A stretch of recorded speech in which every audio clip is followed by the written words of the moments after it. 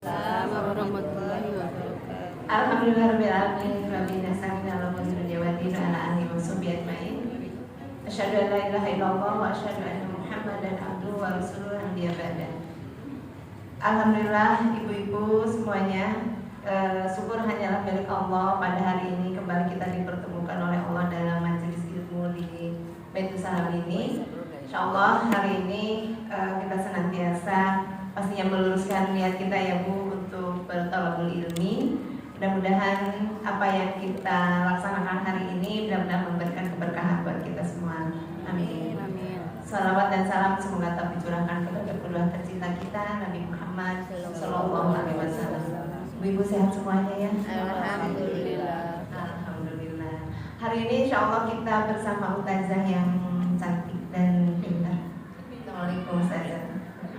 Alhamdulillah beliau ini padat Bu, saya paksa dan dadakan karena Ustadz saya Bu kemarin ada halangan ya dengan dari Jakarta dan yang sama-sama tafsir saya ingatnya ke Ustazah Nida. Tapi saya juga berpikirnya, aduh beliau ini sibuk juga. Tapi alhamdulillah tadi memang ada acara pagi ya Ustazah ya. Jadi ayo dong gitu ya, alhamdulillah demi ibu-ibu di Majelis Salam membela diri. Ya, alhamdulillah saya minta jam 10, alhamdulillah beliau sebelum jam 10 sudah hadir. Saya jadi malu malah duluan. Dan insya Allah kita hari ini mengupas atau kita tadabbur surat Al-Mulk 1 sampai 12, tapi kayaknya nggak cukup waktunya ya saya ya. Tapi insya Allah kita ada, kalau nggak cukup hari ini, suatu saat kita sambung lagi. Insya Allah banget saja.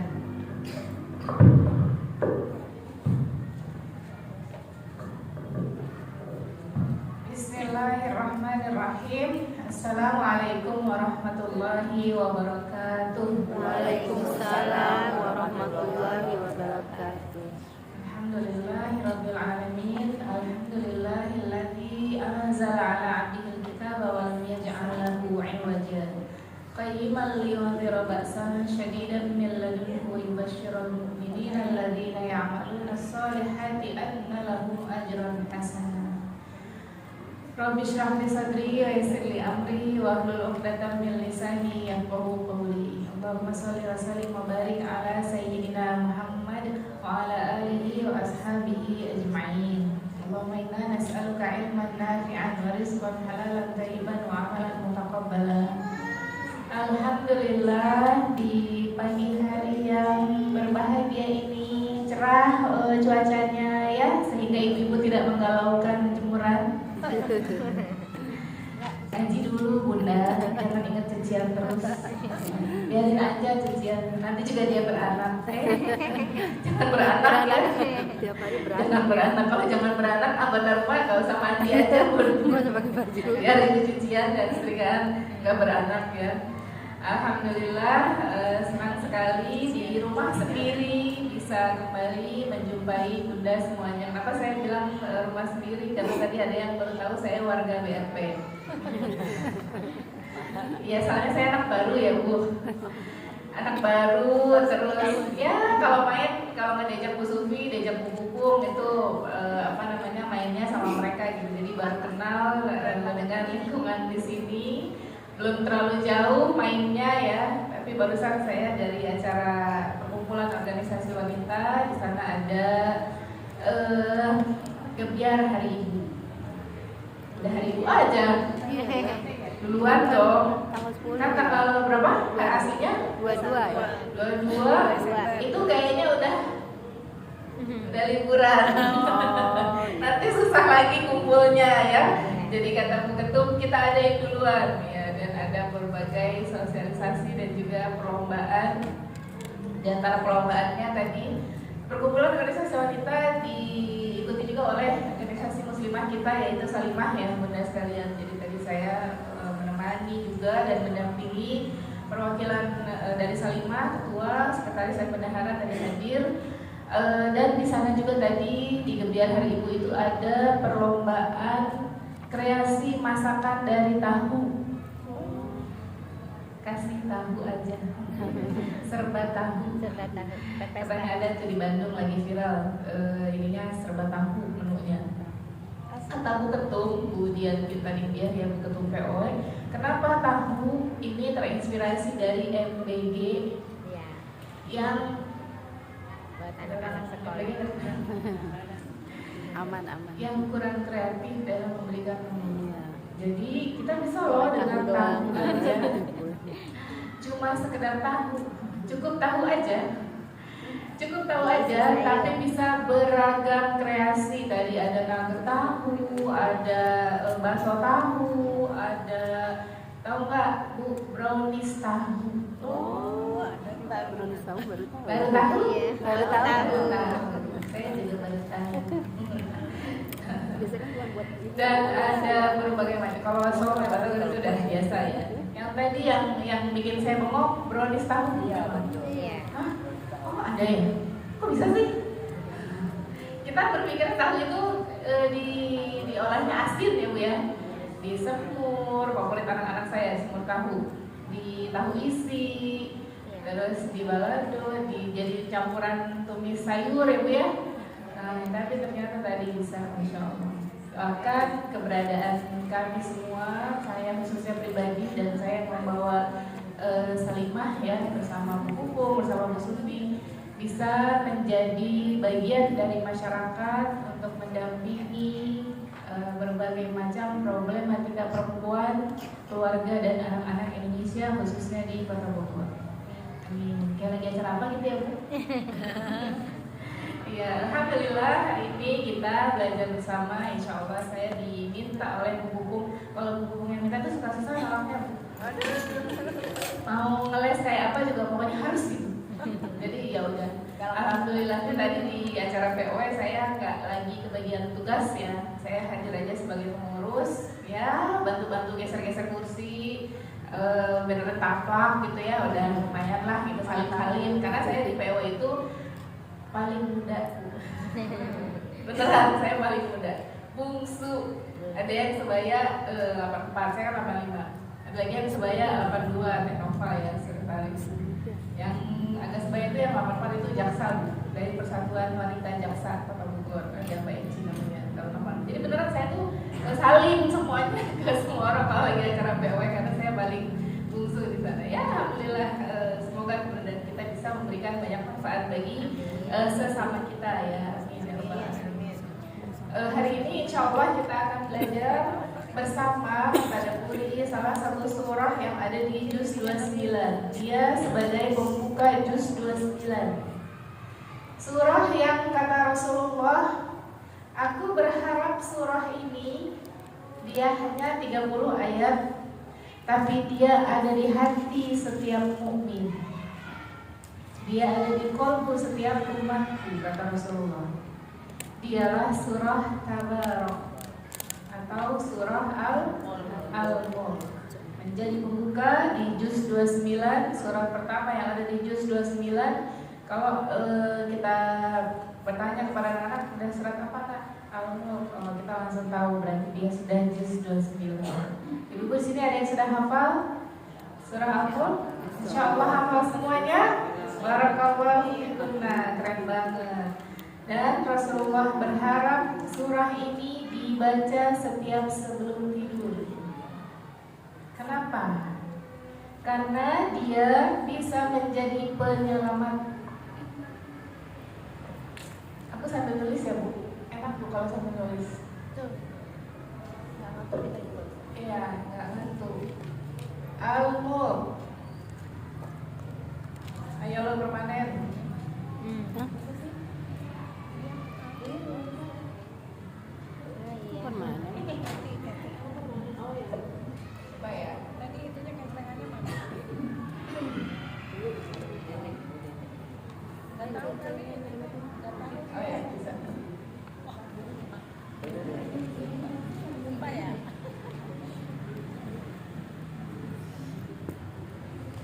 Surah Al-Mulk, tapi habis tuh. Nama lainnya surah Tabarok. Karena dibuka dengan kalimat Tabarok. Nanti saya jelaskan apa arti tabarok. Ada tintanya?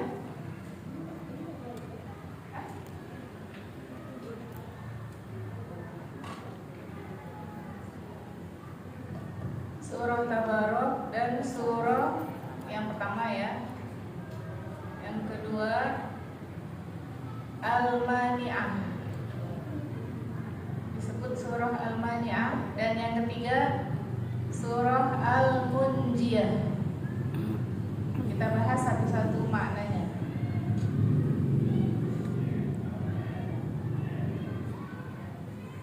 Surah Tabarok karena dibuka dengan kalimat Tabarakalladzi biyadihil mulku wa huwa ala kulli syai'in qadir. Tabarok itu artinya takasaru khairullahi ya wa birruhu fi jami'i khuluqihi. Apaan tuh? Saya sampaikan dulu dari tafsir Al-Qurtubi ya ibu-ibu. Tabaraka itu artinya Allah yang banyak sekali kebaikannya. Banyak sekali kebaikannya, baik banget. Ya, Allah itu maha baik sekali yang mencurahkan rahmatnya kepada seluruh makhluk yang beriman maupun yang tidak beriman. Orang non muslim nafasnya bayar nggak Bu? Enggak. Orang non muslim yang nggak sholat nginjek gravitasi ada bayar pajak? Enggak. Kalau udah dengar pajak kok hati agak nyolong. Orang yang nggak beriman kepada Allah, yang nggak sholat, ateis, apakah dia harus memperbaharui umurnya setiap tahun? Daftar ke sebuah lembaga gitu misalnya ke masjid atau kemana?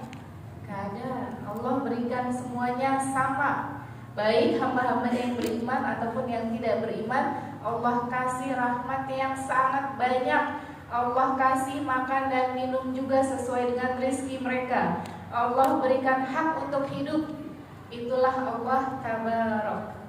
Allah yang maha banyak kebaikannya ke seluruh hambanya, ke seluruh makhluknya. Fi jami'il khuluqihi, ke semua makhluknya, baik makhluk yang beriman maupun yang tidak beriman. Itu artinya tabarok. Kalau kita melihat kebaikan pada diri seseorang atau kita melihat seseorang habis mendapat nikmat, kita ucapkan apa? Barakallahu fi. Semoga Allah memberkahimu. Apa artinya memberkahi? Memberkahi itu artinya Allah memberikan kebaikan yang banyak. Orang nih pulang naik haji, pulang haji, barakallah ya Bu, udah berangkat haji, semoga haji mabrur. Barakallahu fiik, semoga Allah memberikan kebaikan dari ibadah haji. Orang habis punya rumah baru. Ih, masya Allah Ibu, rumahnya baru ya, barakallahu fiik, semoga berkah ya Bu. Jangan-jangan selama ini kita ngedoain orang berkah tapi nggak tahu artinya apa. Berkah itu apa? Berkah itu kebaikannya banyak, berlimpah untuk dirinya. Tapi kalau kebaikan Allah, Allah itu baik dari zatnya Allah sendiri. Baiknya ke siapa? Baiknya ke kita, seluruh makhluk yang Allah ciptakan. Itulah kenapa surah Al-Mulk dinamakan surah Tabarok. Di antara surat-surat yang dibuka dengan pujian kepada Allah. Di surah lain ada, tapi tidak menggunakan tabarok, sabbaha. Ada juga yusabbihu, terdapat di surat-surat juz 28. Sabbaha lillahi ma fis samawat ya. Yusabbihu lillahi. Nah, itu. Sabbaha yusabbihu mirip dengan tabarok, surah yang dibuka dengan pujian kepada Allah Subhanahu wa taala. Maka dari itu surah Al-Mulk dinamakan juga surah Tabarok. Yang kedua surah Al-Mani'ah, ini nama dari para sahabat. Para sahabat Rasulullah radhiyallahu anhum ya, Ibnu Mas'ud dan sebagainya menamai surah ini dengan surah Al-Mani'ah. Kenapa? Karena surah Al-Mulk ini, Al-Mani'ah artinya apa tadi? Mencegah. Mencegah dari apa? Mencegah dari siksa kubur.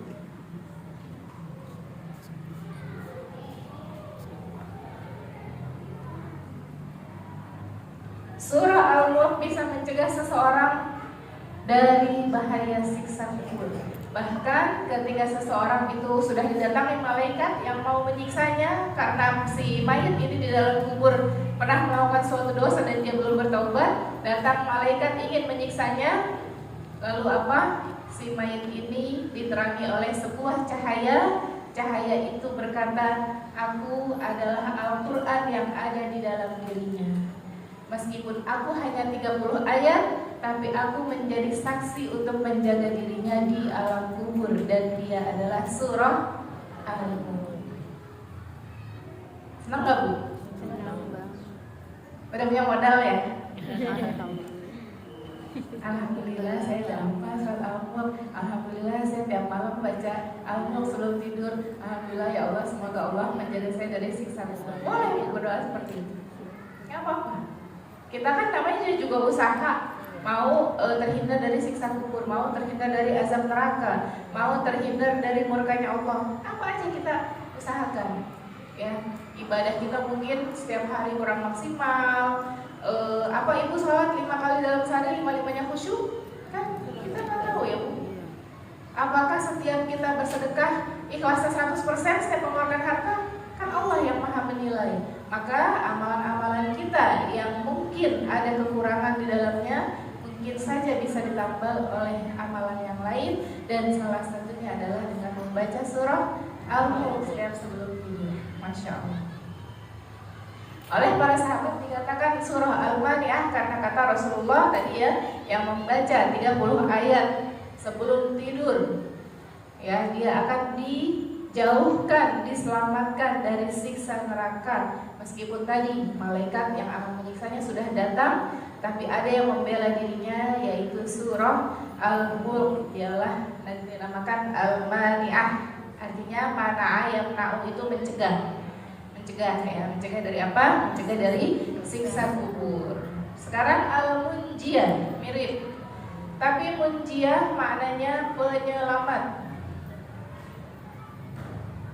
Penyelamat dari apa? Sama, dari siksa kubur. Bahkan surah Al-Mulk bisa mengeluarkan seseorang dari neraka lalu berpindah ke surga. Keren gak Bu? Keren banget. Dinamakan Al-Munjiyah, penyelamat dari siksa kubur dan juga dari neraka. Baik.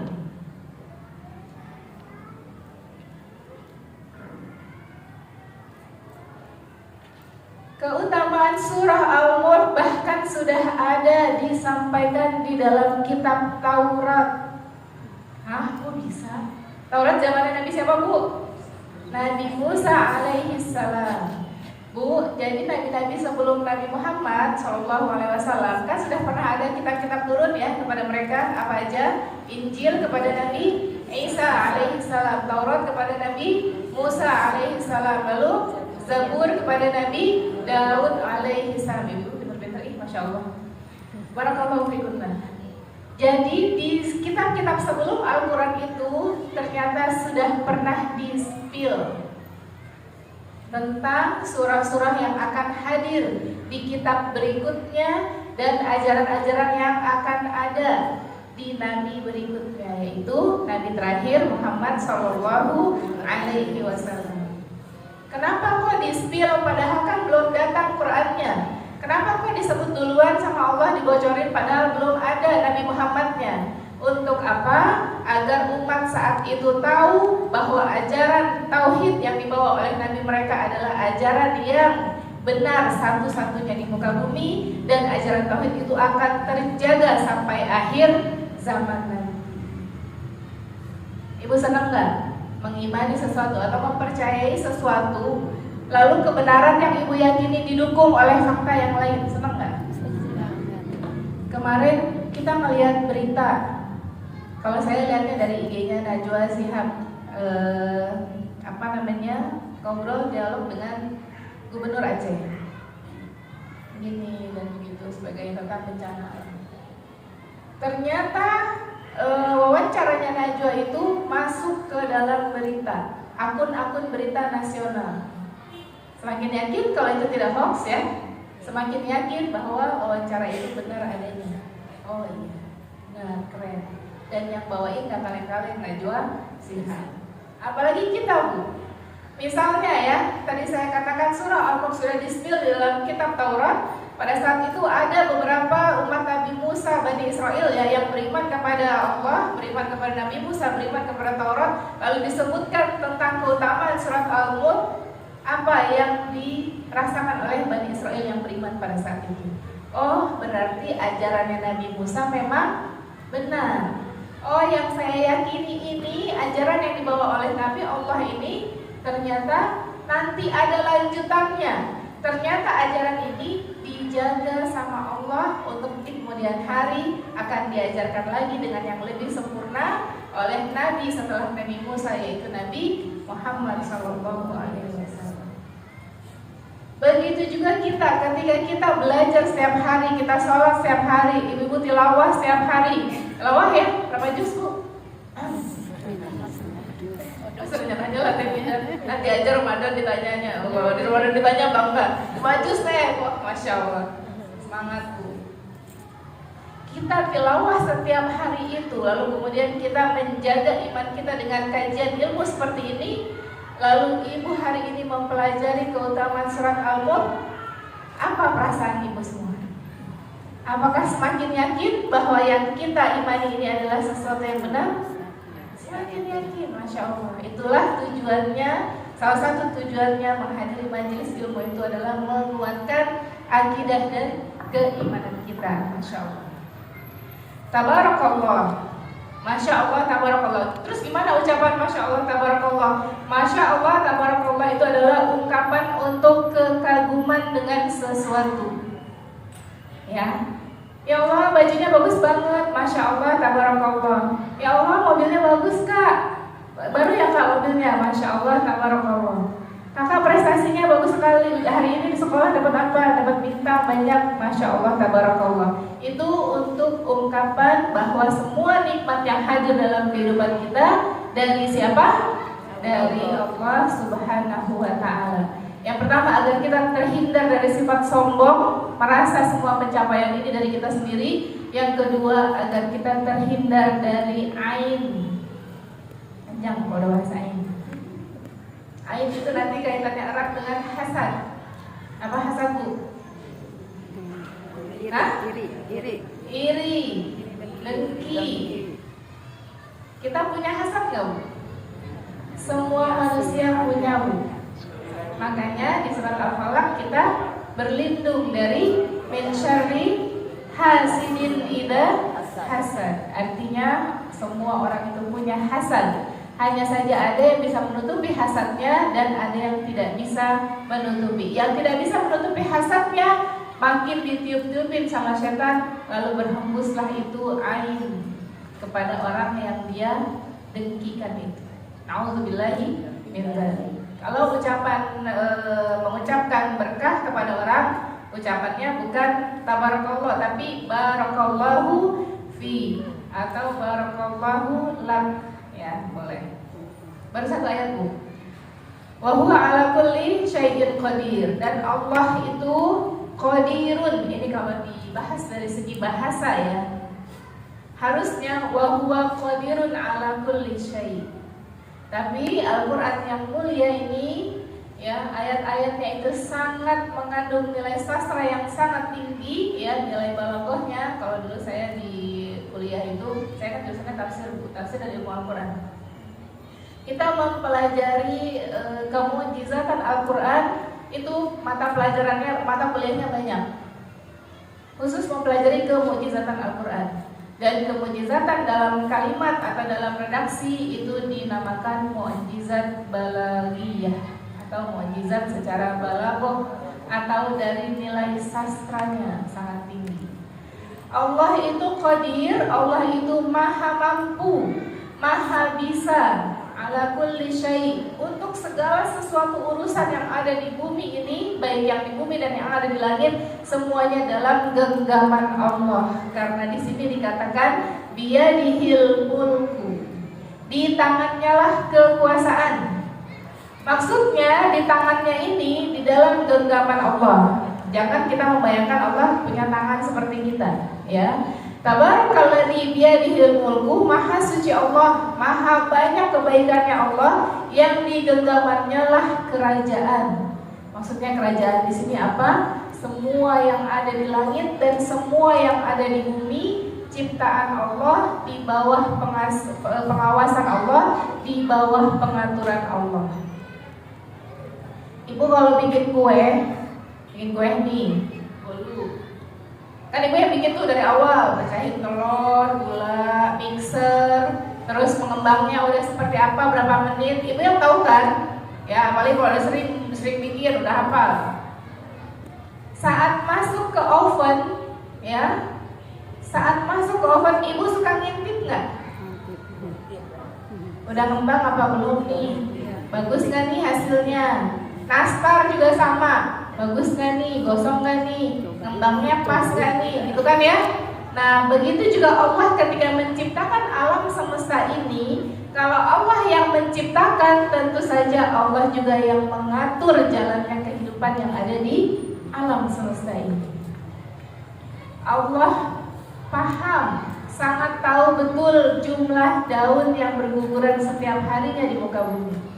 Allah tahu keberadaan semut kecil hitam di malam hari berjalan di atas batu hitam. Allah tahu pergerakannya karena Dia ala kulli syai'in qadir. Itu maknanya. Allah maha bisa, maha mampu untuk melakukan segala sesuatu. Allah menyehatkan yang sakit, Allah mematikan yang hidup. Allah yang maha berkehendak atas semuanya, itulah yang dinamakan Qadir. Allah itu maha bisa, maha berkuasa atas segala sesuatu.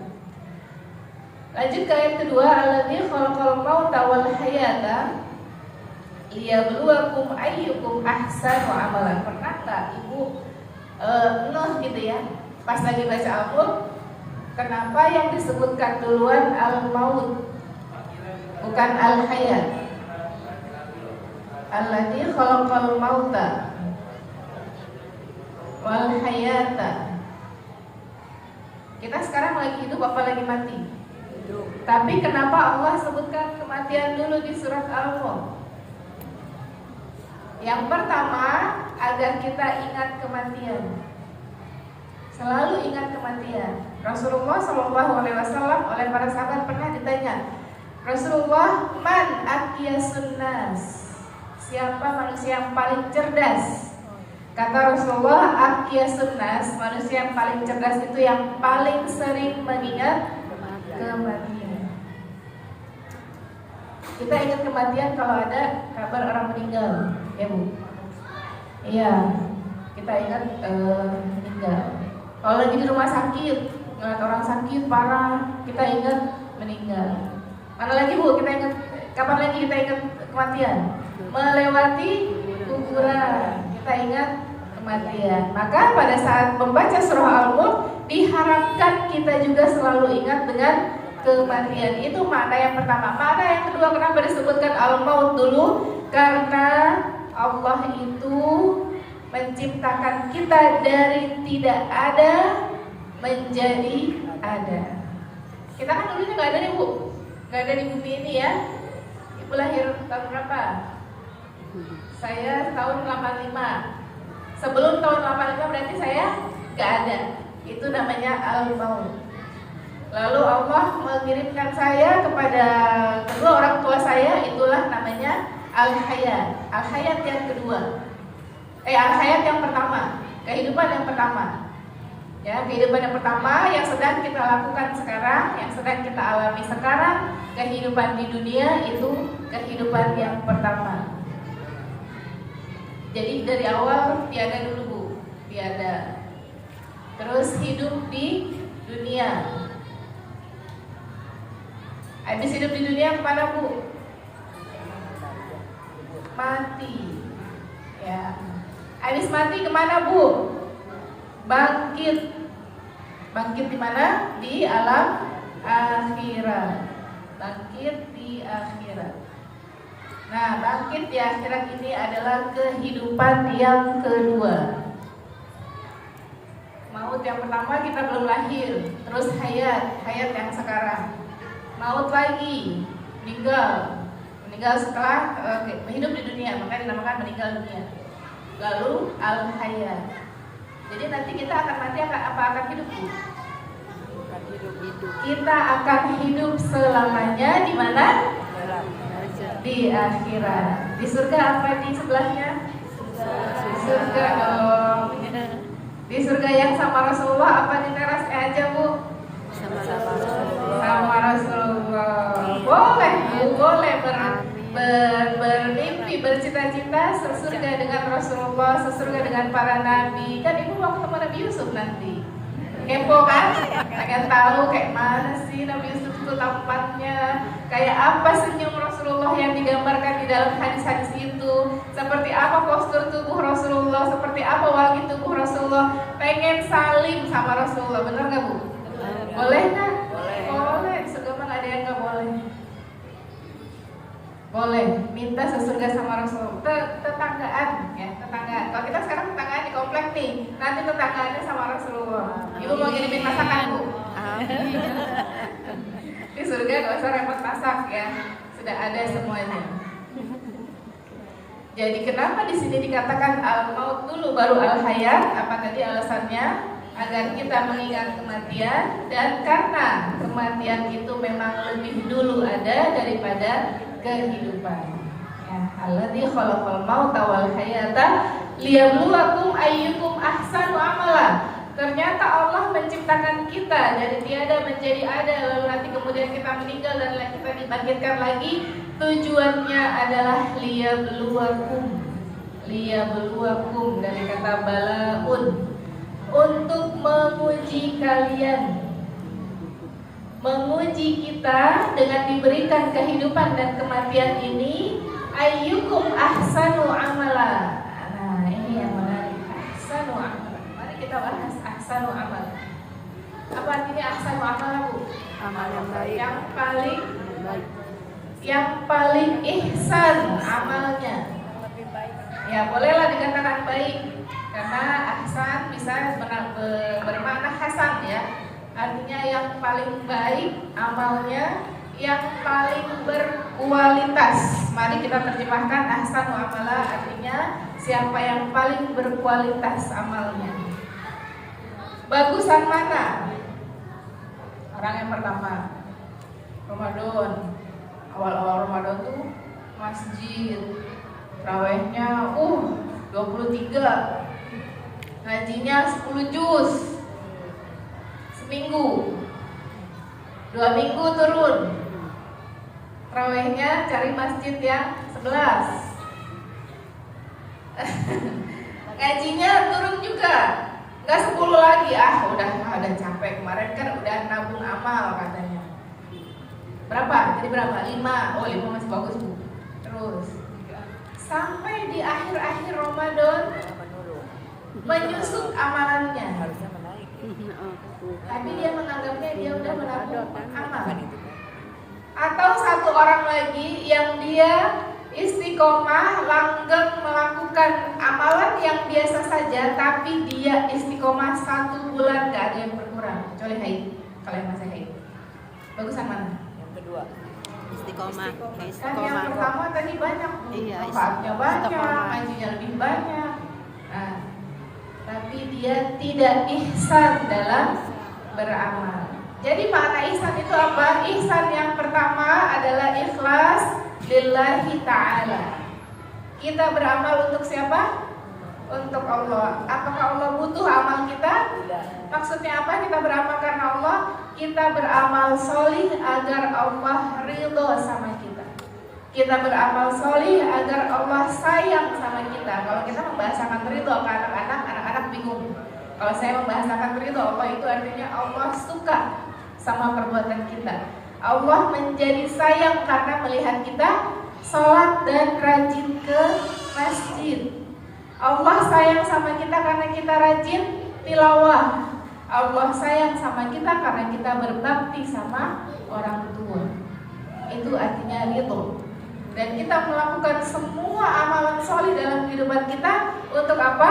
Untuk agar Allah ridho sama kita selama kita hidup di dunia ini. Sehingga kita menutup usia, menutup ajal kita dalam keadaan Allah radiyatan mardiyah.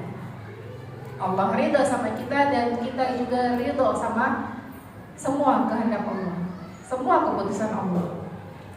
Itu makna ihsan yang pertama, ihsanul amal atau ahsanul amal, ikhlas. Yang kedua, amal yang ihsan itu dinilai dari amal solih kita harus sesuai dengan yang diajarkan Nabi Muhammad Sallallahu Alaihi Wasallam. Rasulullah Sallallahu Alaihi Wasallam sudah mengajarkan kita tentang salat. Zuhur itu 4, asar itu 4, subuh itu 2, isya 4, maghrib 3. Ibu lagi soleh-solehnya, ya Allah boleh nggak? Saya tuh lagi butuh sama engkau, saya mau sholat zuhur 8 rakaat, boleh? Saya lagi rajin nih ya Allah, dan saya juga lagi butuh banyak berdoa. Saya mau sholat zuhur 8, atau saya mau sholat zuhur untuk seminggu ke depan, saya lakukan sekarang, boleh? Tidak. Kenapa tidak boleh? Karena tidak sesuai dengan ajaran Rasulullah Sallallahu Alaihi Wasallam. Kalau lagi pengen banyak sholat aja hajar, sholat aja nawafil yang lain ya, sholat sunnah yang lain, sholat qobliyah, sholat ba'diyah, sholat syukur wudu, sholat tahiyatul masjid dan sebagainya. Sholat duha boleh dibanyakin 2, 4, 6, 8, 10, 12 boleh. Ya, asalkan semua ibadah yang kita lakukan sesuai dengan tuntunan Nabi Muhammad Sallallahu Alaihi Wasallam. Jadi amal yang banyak ya itu bisa kalah dengan amal yang sedikit, tapi yang sedikit ini berkualitas. Tadi contohnya 2 orang yang menghadapi bulan suci Ramadan, ada yang ibadahnya banyak, tapi dia nggak istiqomah sampai akhir. Ya, maka kategori ahsan muamalah yang ketiga adalah itqan. Allah itu menyukai hamba yang kalau beramal itu itqan, atqanahu kata Rasulullah. Apa itu itqan? Itqan itu langgeng, lestari, nggak ada bolongnya gitu Bu. Apa Bu namanya? Konsisten, rutin. Kalau Tuhannya dia 2, dia cuma sampai 2, tapi dia lakukan setiap hari 2, setiap hari bertahun-tahun, itu namanya itqan. Dibanding yang sholat Tuhannya 4 atau 8 tapi jarang, itu tidak itqan, tidak masuk ke dalam kategori ahsanu amalan. Masya Allah. Jadi Allah menciptakan kematian dan kehidupan. Kita diberikan kesempatan untuk hidup di dunia ini. Allah itu menguji siapa yang paling baik amalnya, siapa yang paling ihsan dalam beramal, bukan yang paling banyak. Karena seringkali kita banyak beramal tapi enggak istiqomah. Seringkali kita banyak beramal tapi kita lupa membenahi niat kita di dalamnya. Benar nggak Bu? Salat itu setiap hari yang kita lakukan itu sudah menjadi ibadah otomatis, benar nggak? Salat aja, ya udah azan ya otomatis wudu, otomatis bersejadah, otomatis salat. Terkadang kita lupa membenahi niat kita salat itu untuk apa? Bahkan seringkali kita beramal itu lupa menghadirkan niat. Sedekah ya udah sedekah aja, kajian ilmu ya udah kajian ilmu aja, mau udah rutin hari Rabu di Majelis Ramadan. Kita suka lupa menghadirkan niat dalam setiap amalan kita. Benar nggak Bu? Ya.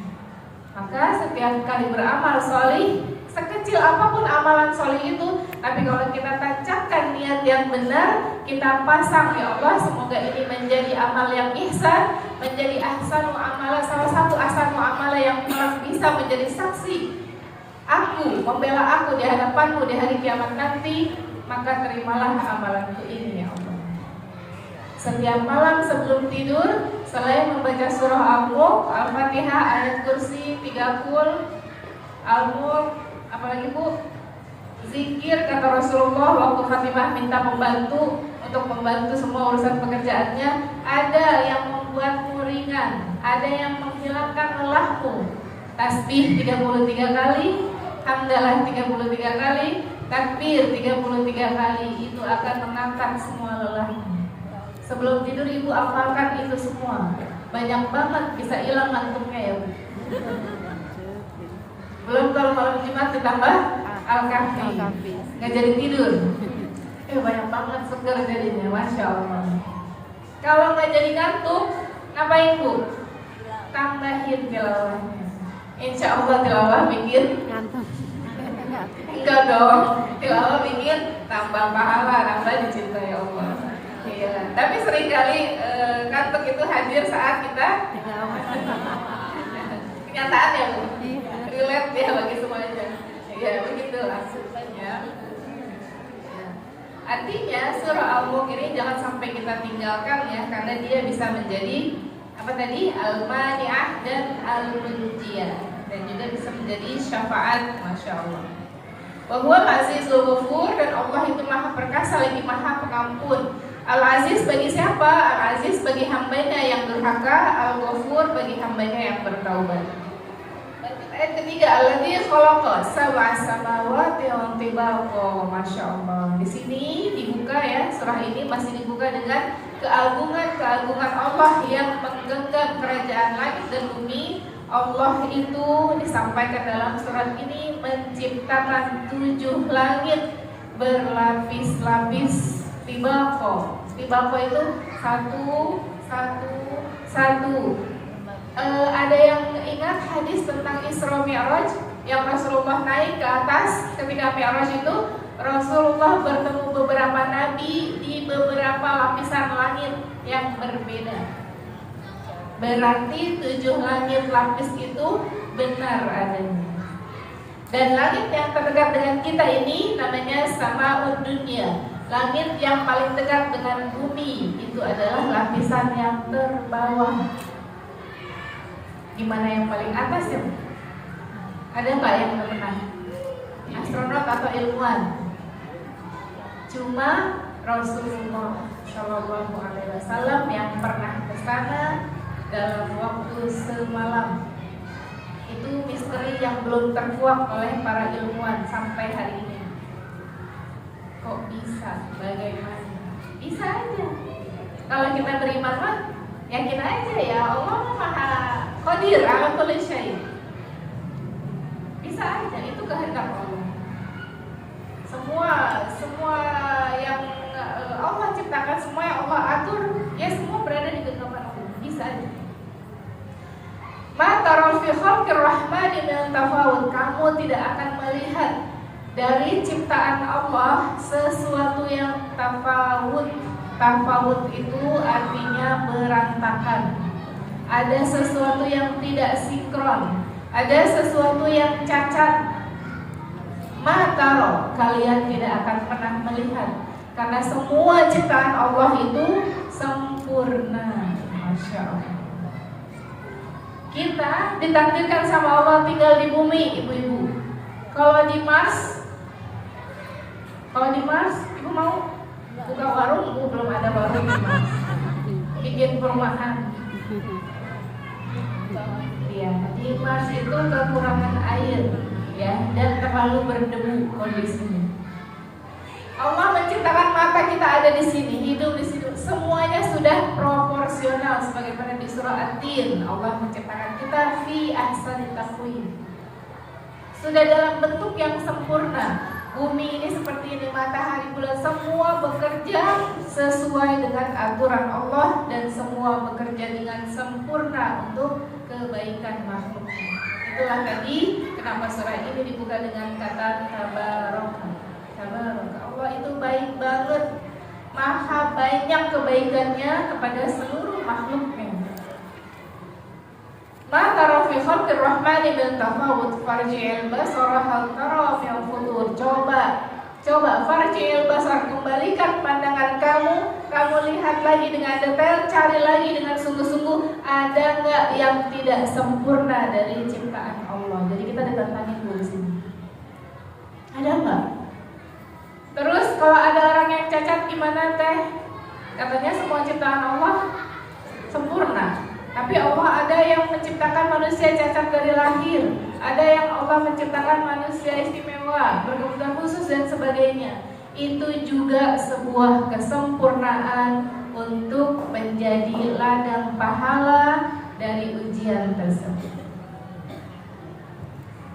Kesempurnaan kita dan ketidaksempurnaan kita itu semuanya ujian dari Allah. Yang sempurna apakah bersyukur, yang tidak sempurna apakah sabar dan bertawakal, mengembalikan semuanya kepada Allah Subhanahu wa taala. Sumarji'il basara karrataini, coba ulangi lagi pandangan kamu, penglihatan kamu. Di sini Allah pakainya al-basar, bukan an-nazar, bukan ar-ra'yu dan sebagainya. Apa bedanya basar dengan nazar? Ibu semua udah pinter nih bahasa Arabnya. Melihat itu dalam bahasa Arab nazara, yang zuru, melihat. Kalau basar, melihatnya bukan hanya dengan mata, tapi dengan hati dan akal. Ibu-ibu nih paling pintar menilai orang. Kayaknya dia tuh orangnya kalau di pandangan saya ya, kalau dari penampilan sih begini. Terus akhlaknya begini. Nah, itu namanya basar. Tidak hanya melihat dengan mata, tapi diolah dengan apa Bu? Akal dan dengan hati. Tapi basar yang Allah minta di sini adalah kita melihat ciptaan Allah yang ada di alam semesta ini. Kita diminta benar-benar merenungi semua yang ada di alam semesta ini. Ada enggak sesuatu yang cacat atau tidak baik? Ada enggak? Kalau ada bencana alam, sesuatu kerusakan di muka bumi, itu dari tangan manusia. Jangan pernah salahkan alam, jangan pernah salahkan Allah mentakdirkan hujan terlalu lebat sehingga banjir gini-gini. Bukan, karena di dalam Al-Quran pun sudah disebutkan Zaharul fasadu fil barri wal bahri bima kasabat aydin nas. Masya Allah, udah hafal semua ayat. Ketika terjadi kerusakan di muka bumi, ya, terjadi kerusakan itu bima kasabat aydin nas, disebabkan oleh perilaku tangan-tangan manusia itu sendiri yang tidak amanah menjadi khalifah di muka bumi ini. Kita semua khalifah, karena Allah menciptakan kita sebagai khalifah fil ardh. Minimal kita khalifah untuk diri kita sendiri. Kita khalifah bagi rumah tangga kita. Kita khalifah bagi anak-anak kita. Kita khalifah bagi diri kita sendiri ketika kita mempertanggungjawabkan semua amalan kita di hadapan Allah nanti di akhir. Kita adalah khalifah. Ya. Maka ketika tidak ada kita temukan yang qaliba ilaikal basaru khasi'aw wa huwa hasir, maka pandanganmu akan kembali kepadamu. Ya, tanpa menemukan cacat atau ketidaksempurnaan ya dari ciptaan Allah. Dan kalau kita mencari-cari kekurangan ciptaan Allah, wa huwa hasir, katanya kita akan capek sendiri.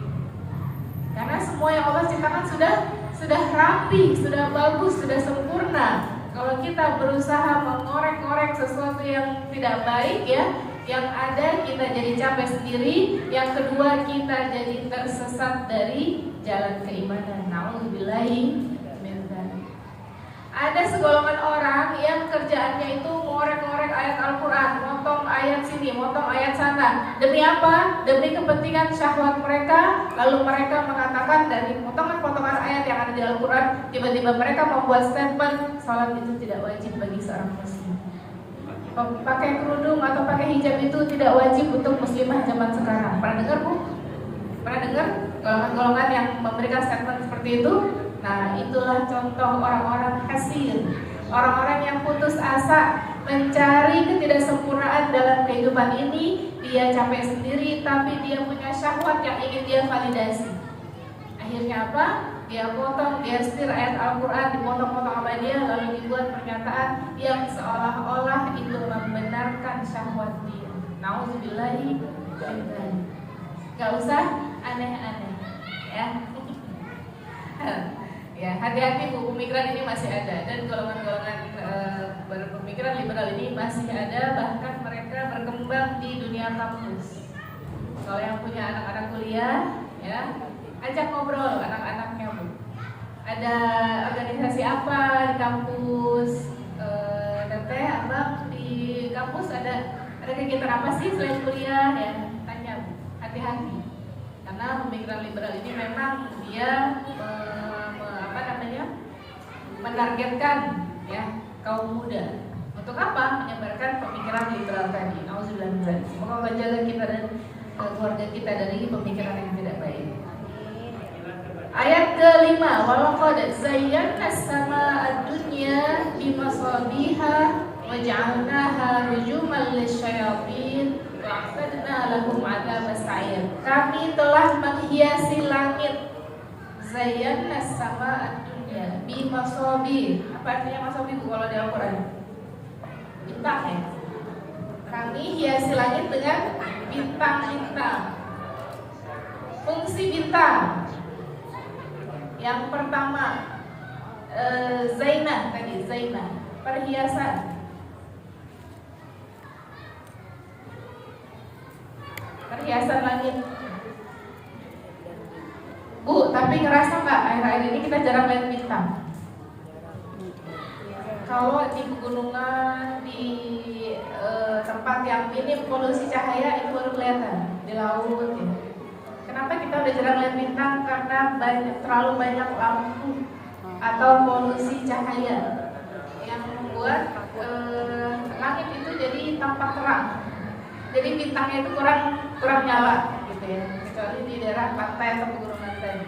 Yang pertama, tujuan Allah menciptakan bintang adalah zinatus sama atau perhiasan langit, untuk keindahan, agar indah dipandang mata, agar ya masya Allah ya, kita semakin mengagumi ciptaan Allah. Dan yang kedua adalah sebagai tanda arah.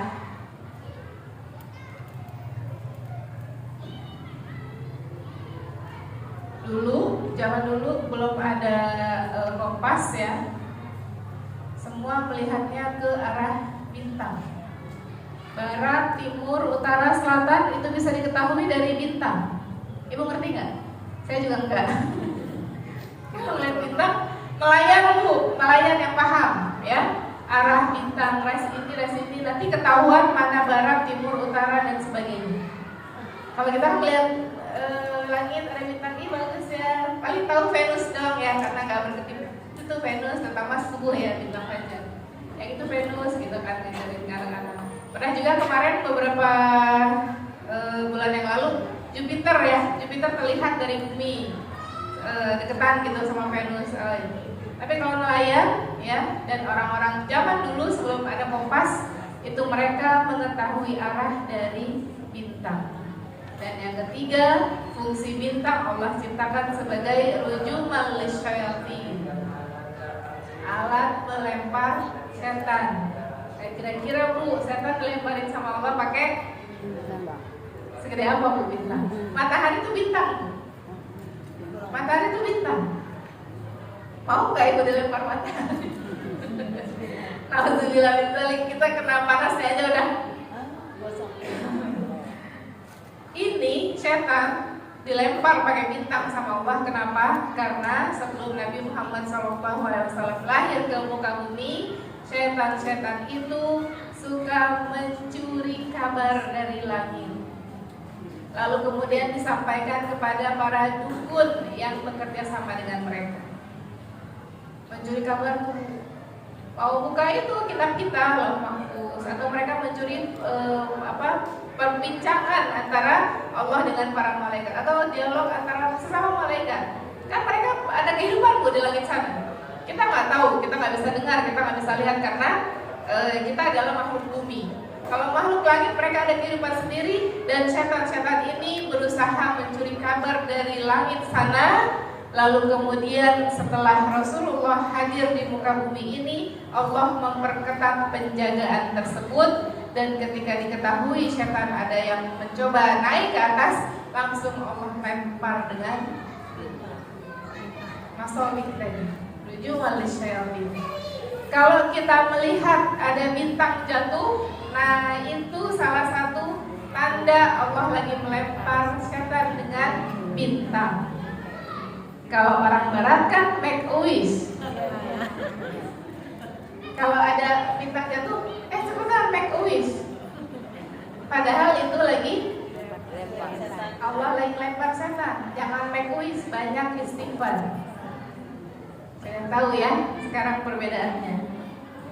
Jadi bintang jatuh itu ya fenomena alam, bagus, indah, betul. Tapi kita beristighfar dan bertakbir. Sebagaimana dalam gerhana kita disunahkan oleh Rasulullah untuk memperbanyak takbir sunnahnya. Kenapa? Membesarkan Allah.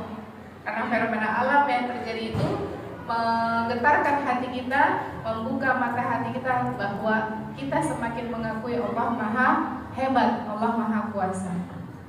Ya, jadi ada 3 tadi fungsi Allah menciptakan bintang yang disebutkan di ayat kelima surah Al-Mulk. Walilladzina kafaru birabbihim 'adzabu jahannam wa bi'sal masir. Adapun orang-orang yang kafir, yang tidak mempercayai Allah dan tidak mengimani adanya Rasul dan tidak mengimani bahwa seluruh alam semesta ini adalah ciptaan Allah, maka bagi mereka adalah adzabu jahannam. Sudah pernah disampaikan oleh seluruh umat manusia bahwasanya ada satu ajaran agama yang benar, yaitu agama Islam. Yang ketika kita sudah berislam ada konsekuensi di dalamnya. Kita harus taat kepada semua aturan Allah. Kita harus menjauhi semua yang dilarang sama Allah. Tapi ada juga golongan manusia yang ingkar, tidak menerima kebenaran ini, lalu Allah sudah menyiapkan azab jahannam. Wa bi'sal masir, dan itulah seburuk-buruk tempat kembali. Idza ulqu fiha, serem nih Bu, serem. Ketika mereka dimasukkan ke dalamnya, ke dalam neraka jahanam itu, mereka mendengar suara neraka yang mengerikan. Syahiqon. Syahiq itu suara gejolak api neraka dicampur dengan suara bara api yang menyala, dicampur lagi dengan teriakan-teriakan kepanasan dan kesakitan di dalamnya. Horor nggak Bu? Hal horor apa yang pernah Ibu alami dalam hidup? Horor apa? Dengar suara orang nangis di ruangan sepi aja itu udah horor ya? Iya.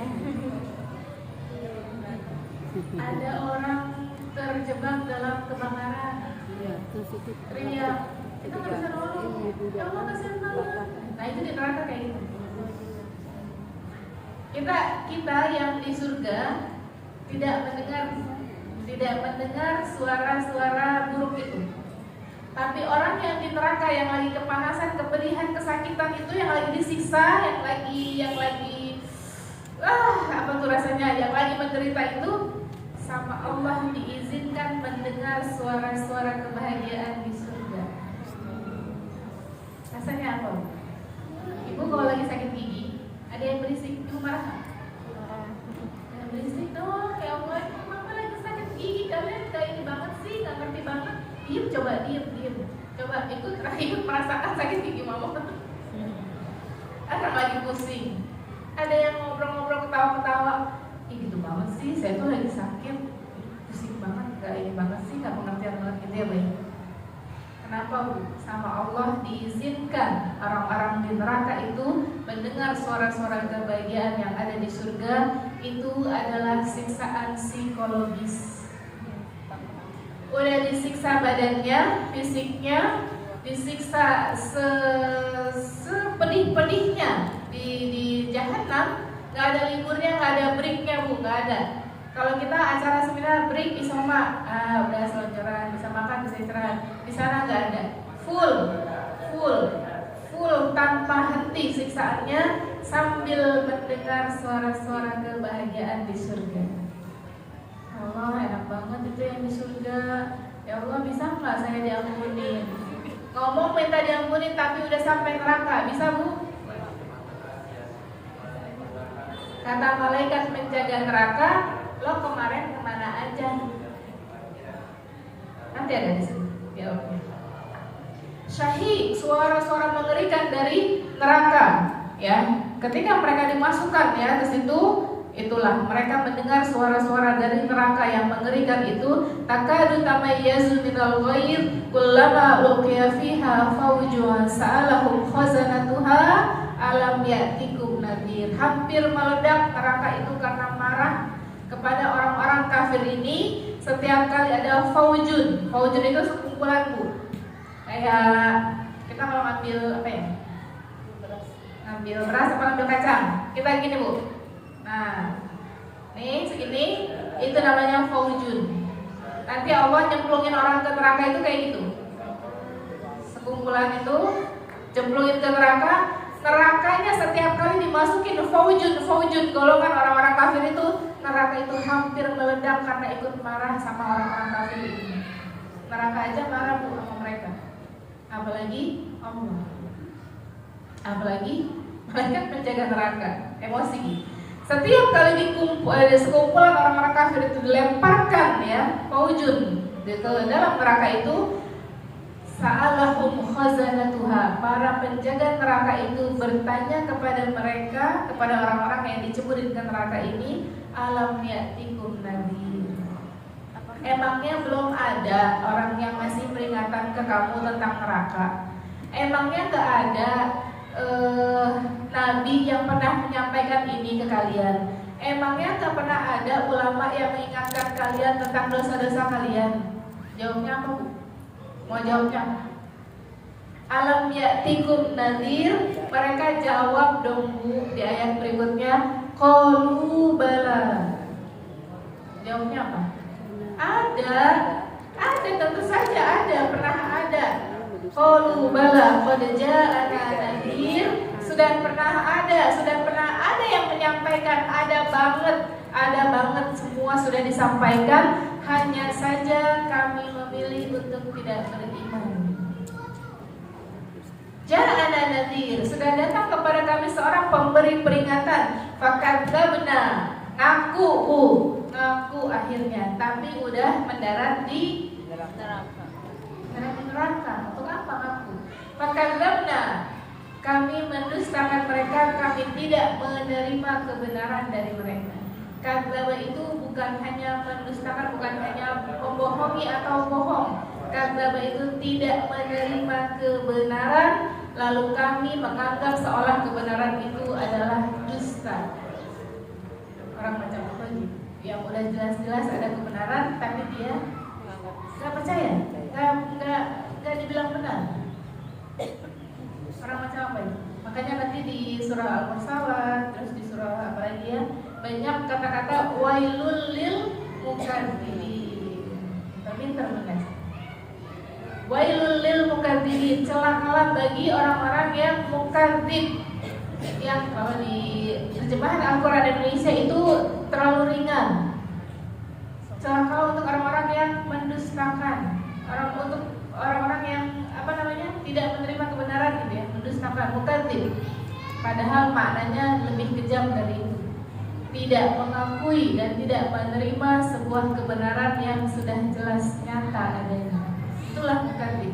Dan mereka mengakui ketika mereka sudah mendarat di neraka, fakadzabna wa qulna ma nazzalallahu min syai'in in antum illa fi dhalalin kabir. Astagfirullah.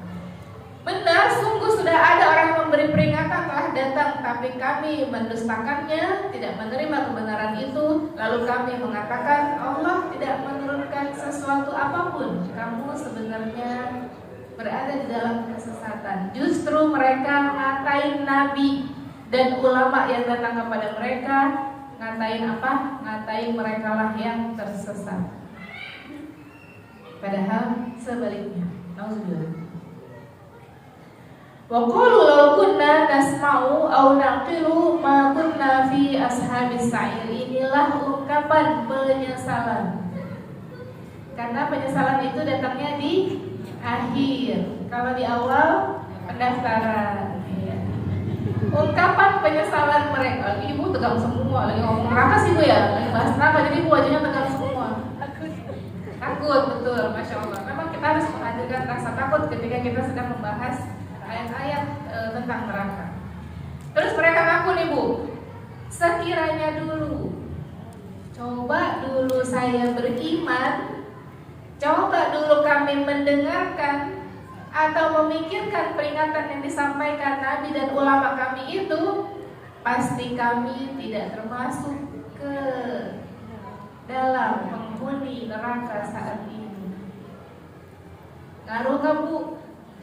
Udah ngaku tuh, udah ngaku terus udah nyesal, ada ungkapan penyesalannya. Ngaku nggak? Ngaku nggak? Ngaruh nggak? Tidak. Enggak, karena nasib semua manusia sudah selesai. Di akhirat nanti ashabul jannah masuk surga, ashabun nar yang sudah dikunci masing-masing. Semuanya sudah selesai dengan nasib masing-masing. Makun nabi ashabis sa'ir. Kalau kami dulu beriman, kami nggak akan jadi penghuni neraka sa'ir. Yang tadi disebutkan di awal jahanam, yang kedua sa'ir. Sa'ir abadnya neraka yang apinya nyalanya itu besar. Nyala api apa? Menjilat-jilat. Kalau kita lihat kobaran api, kita lihat kompor aja suka serem ya Bu. Lihat kompor yang apinya kecil itu aja kita udah serem. Ngelihat kobaran api lagi ngelewatin lokasi kebakaran, takut. Nah ini neraka yang isinya semuanya api, Bahkan neraka aja marah sama orang-orang kafir ini. Auzubillahi min dzalik. Fa'tarafu bidzambihim fasuqqan li ashabis sa'ir. Akhirnya mereka mengakui dosa-dosanya, tapi mereka tetap jauh dari rahmat Allah. Mereka tetap menjadi penghuni neraka itu. Terakhir, nyampe juga nih ayat 12. Ayat terakhir di situ, innal ladzina yakhshawna rabbahum bil ghaibi lahum maghfiratu wa ajrun kabir. Bisa dikatakan, bisa dibilang tadabbur ayat kita hari ini, ayat 12 ini menjadi penenang bagi kita. Habis tadi kita dengerin kisahnya orang-orang yang masuk neraka, nasib orang-orang yang menjadi penghuni neraka, sama Allah hati kita diademin dengan ayat 12 ini, ya. Bagi orang-orang yang takut kepada Allah, tadi kita sudah membahas neraka dan semuanya kita takut, betul Bu? Kita takut, ketakutan kita menjadi saksi di hadapan Allah bahwa kita beriman kepadanya, dan nauzubillah sangat berlindung dari siksa Allah yaitu api neraka. Bagi orang-orang yang takut kepada Allah, yang Allahnya itu gaib ya, yang sya'na rabbahum bil gaib, Allahnya itu gaib ya, tidak bisa kita lihat tapi bisa kita ibadahi, bisa kita sembah, bisa kita imani. Lalu untuk mereka lah ampunan dan pahala yang besar. Orang-orang yang takut kepada Allah adalah orang-orang yang mengimani surah Al-Mulk ini. Sebagaimana tadi disampaikan, surah Al-Mulk adalah Al-Mani'ah dan Al-Munjiyah. Dia juga sebagai syafaat yang menjadi saksi bahwasanya mungkin ada di antara orang ingkar yang sudah masuk ke dalam neraka tadi, mungkin ada di hatinya beriman kepada surah Al-Mulk, mengimani tentang keesaan Allah, sehingga dengan wasilah surah Al-Mulk itu dia bisa dikeluarkan dari neraka lalu berpindah ke surga. Mungkin saja, karena semuanya adalah hak mutlak Allah untuk menyelamatkan hambanya, mengeluarkan hambanya dari neraka, memindahkannya ke surga. Ada lagi Bu sebenarnya yang bisa memindahkan seseorang dari neraka. Sahabat-sahabat yang solih, yang bersaksi tentang kebaikan kita, nah itu bisa menjadi penyelamat kita. Jangan kita lah menjadi penyelamat orang yang sudah di neraka, bisa keluar terbebas dari siksaan di sana, keluar dari neraka lalu berpindah nasib menjadi penduduk surga. Jadilah kita sahabat-sahabat yang soleh untuk satu sama lain, sahabat-sahabat solehat yang bisa bersaksi tentang kebaikan sesama teman kita, dan kebaikan kita pun bisa disaksikan oleh teman-teman yang lain, sehingga ada yang berkenan nanti di hadapan Allah untuk menjadi saksi kebaikan kita meskipun sedikit. Meskipun cuma sekali kita pernah bermajelis ilmu dengan dia, meskipun cuma sekali dan sebentar kita pernah sekursi sama dia, sebelahan sama dia, tapi kita ada yang membela nanti di hadapan Allah kalau diri ini masih bisa diselamatkan dari api neraka. Amin ya rabbal alamin. Kiranya itu saja tadabbur kita hari ini. Apakah ada diskusi? Tanya jawab? Mangga dipersilakan. Tanya jawab. Mungkin satu pertanyaan aja ya Ustazah. Boleh. 5 menit lagi. Bapak Ibu ada yang mau ditanyakan? Ada yang mau bertanya?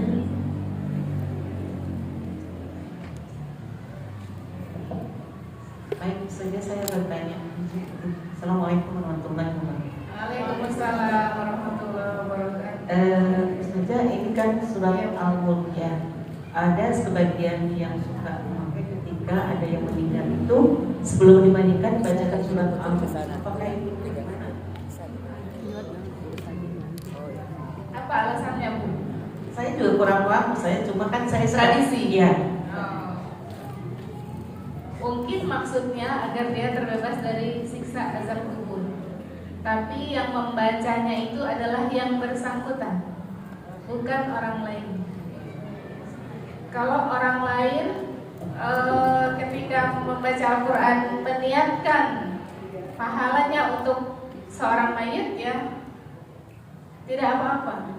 Tapi khusus amalan surah Al-Mulk ini yang bekerja berdampak sebagai munjiah dan mani'ah tadi adalah khusus bagi pembacanya sendiri yang bersangkutan. Pahala Al-Mulk bisa disampaikan untuk si mayit, tapi hanya pahala membacanya saja. Ya. Terus gimana kalau ada tradisi seperti itu? Tidak ada hurufnya. Apa-apa silakan. Mungkin dengan pembacaan surah Al-Mulk itu petugas yang akan memandikan jenazah bisa lebih tenang dan ada waktu untuk mempersiapkan ya, mempersiapkan pemandian jenazah dan lain sebagainya. Tapi tadi kaidah surah Al-Mulk hanya berdampak bagi orang yang membacanya langsung, tidak bisa diwakili oleh orang lain. Seperti itu. Allah, begitu menurut. Barakallahu fiik. Baru tahu saya. Bukan Yasin ya? Bukan Yasin. Al-Mulk. Belum memandikan ayat. Tahu, kemudian juga tahu. Ada seperti itu. Iya. Ada. Baru tahu. Iya, ada. Waktu isinya Sebelum memandikan membaca surah. Iya. Mungkin tujuannya itu ya. Karena ini bisa menyelamatkan seseorang dari siksa kubur, tapi yang menyelamatkan dia dari siksa kubur bukan orang lain. Iya. Allah. Langsung kita tutup dengan doa. Alhamdulillah, ibu-ibu yang dirahmati oleh Allah. Oh, satu lagi, boleh nggak? Waalaikumsalam warahmatullahi wabarakatuh. Surat Al-Mulk itu kalau misalnya kita sudah membacanya di setelah sholat maghrib atau sholat isya, apakah mau tidur juga perlu dibaca lagi? Saya ibu. Oh, udah satu Terserah hari ibu. juga ya. Kalau ibu sudah membacanya di malam hari, itu sudah masuk dalam kategori yang Rasulullah sampaikan. Hari itu udah. Iya. Kalau kebiasaannya setelah isya, ya nggak apa-apa. Habis Habis isya kan maghrib saya ngaji terus sekarang. kalau kebiasaan membaca Al-Mulk sebelum tidur, ya nggak apa-apa. Lanjutkan kebiasaannya. Teh gimana kalau sempatnya habis maghrib sekalian tilawah? Ya nggak apa-apa. Yang penting jangan ditinggalkan. Iya, pokoknya hari itu. Kalau lagi haid gimana? Setel murattal dan kita mengikuti karena kita sudah hafal. Nggak apa-apa. Kalau sudah hafal mah nggak perlu pegang mushaf, lagi haid pun nggak apa-apa. Karena haid itu murojaah tidak apa-apa. Begitu ya? Bunda barakallahu fiik, masya Allah. Semoga apa yang kita tadabburi hari ini menambah keimanan kita, menjadi saksi kebaikan kita di yaumil akhir nanti. Mari sama-sama kita beristighfar. Astagfirullahaladzim, astagfirullahaladzim, astagfirullahaladzim. Alladzi la ilaha illa huwal hayyul qayyum wa natubu ilaihi.